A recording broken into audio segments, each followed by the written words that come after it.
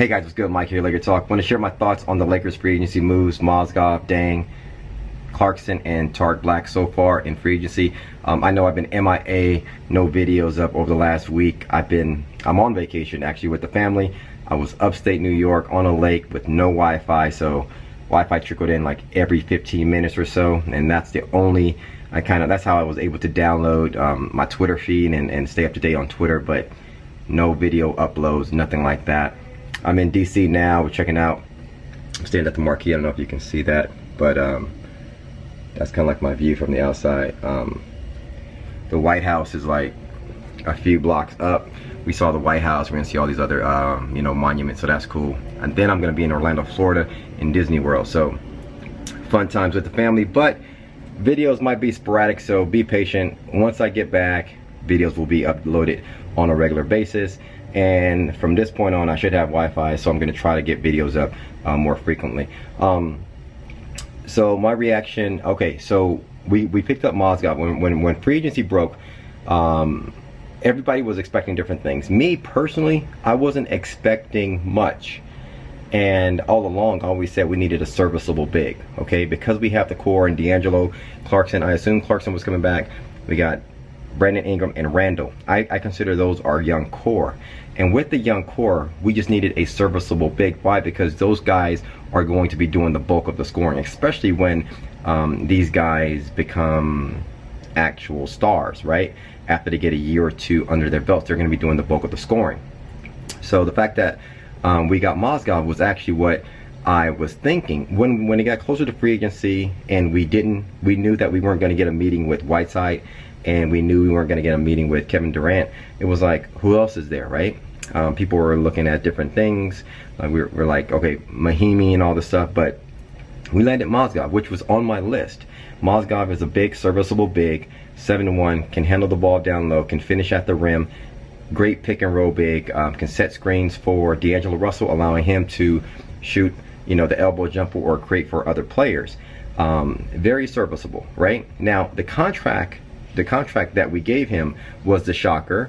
Obviously it was a shocker for all of us, but everyone's freaking out. But listen, it was a shocker for me. I thought for all these guys, I just wanted like a 2-year deal with like a second-year team option type of thing. But there are so many variables at play when it comes to free agency. This is not NBA 2K where you can kind of pick and choose your trades and the computer picks them for you, and there's no other variables in play.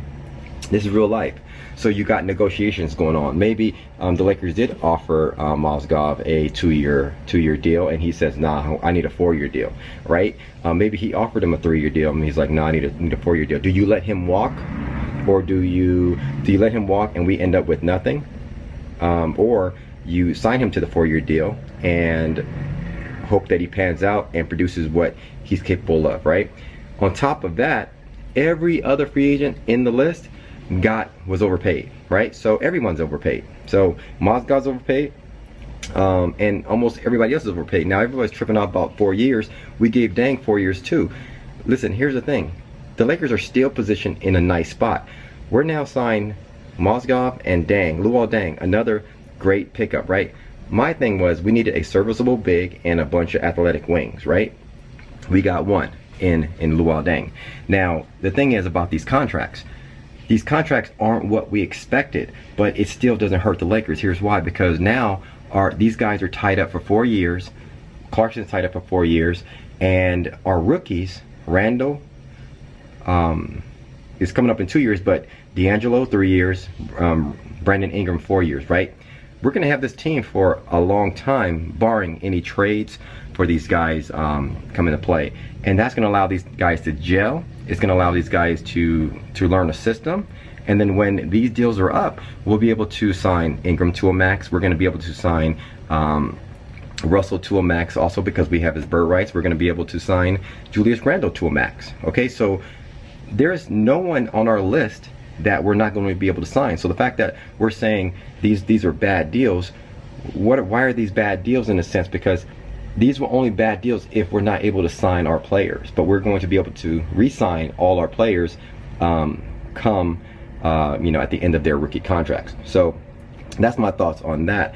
And also, I like these pickups because these guys are great locker room guys in a sense. They're not going to disrupt anything that we have. You bring in a Whiteside now might want the ball, right? He might cause some disruption in the locker room.